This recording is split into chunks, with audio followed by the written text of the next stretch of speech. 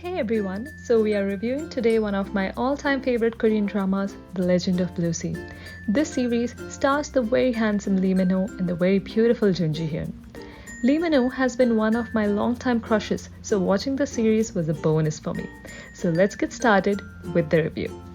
After watching the trailer, you would expect to watch a romantic comedy fiction, and the series remains true to that. This drama specifically had high expectations as it was the last drama Lee Min-ho worked on before he enlisted in military, and also because Jun Ji-hyun was making a comeback after pregnancy. The story is basically about a forbidden love between a mermaid and a human. We have heard of such tales since our childhood, but this one comes with a modern spin to it. It shows how love continues to exist across lifetimes and births. The love story gets divided across two eras. First one is set in the 16th century where Damyong, played by Min-ho, and Seva, played by Jun Ji-hyun, are brought together by destiny, Myung, but are not able to live happily ever after due to the plotting and scheming by various villains of the time. The modern story then starts off with the reincarnated couple, again born as mermaid and human. I think the philosophy involved in the series is that there is one chosen partner for you who is meant for you, and you will eventually end up falling in love with them in every birth of yours. Here, in the modern era, Ho Jun-jae and Shim Chong fall in love without even knowing about their past. The same set of characters get involved as in the past, but with new set of problems this time. As the pair realize and understand their past, Lee Min-ho's only fear is that the past might repeat itself. Fighting through all problems, they just hope to have a beautiful end together. Now, let's talk about the highlights. What are those things which I like the most? First thing I would mention definitely are the individual performances. Lee Min-ho is known to be a versatile actor. He has played the role of diverse characters throughout his career, from historical to action figures to teenage boy. He always nails his performances. The same continues in this series as well.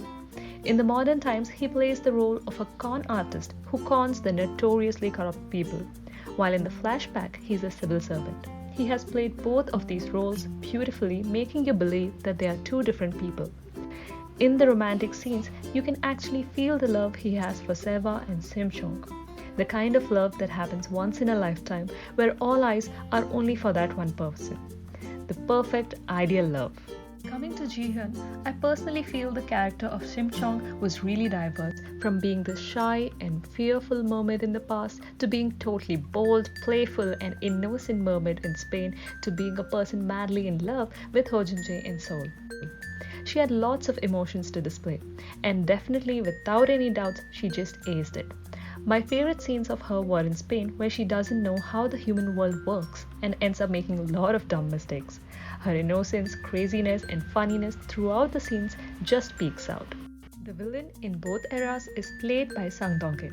By now, I think most of the K-drama fans would have seen him in at least one of the series. I absolutely love his acting in Reply 1988, Moon Lovers, Hwarang, to name a few. I feel he's kind of a household name in South Korea, known for his strong acting. His evilness in this series is palpable, especially in the flashback scenes. The next highlight for me was the music. The background scores they have used for different scenes, for example when they are falling in love or suffering a heartbreak, are really appropriate and melodious. These songs ended on repeat in my playlist for a very long time, so you can definitely give listening to them a shot. My personal favorite song in this entire series was If Only. Lastly, and most importantly, the direction was on spot in this series. The transitions between the historical period and the modern era were smooth. The right amount of information is revealed at each point, and a beautiful story is weaved with twists and turns. To talk about the weak factors, I think a little more editing was required to make it little less stretchy. It has a total of 20 episodes. Probably they could have stuck to the usual 16-episode format and made it a little more fast-paced. Also, I think the computer graphics could have been more realistic. As there is a mermaid involved, I was not entirely convinced that I'm watching a real mermaid here. So in conclusion, The Legend of Blue Sea is a light-hearted romantic K-drama. It has elements of comedy, fiction, action, historical content as well, but it's tilted more towards romance and comedy according to me. This series makes it easily into my top 5 dramas list. Whenever I'm upset, I go back to some scenes from this series.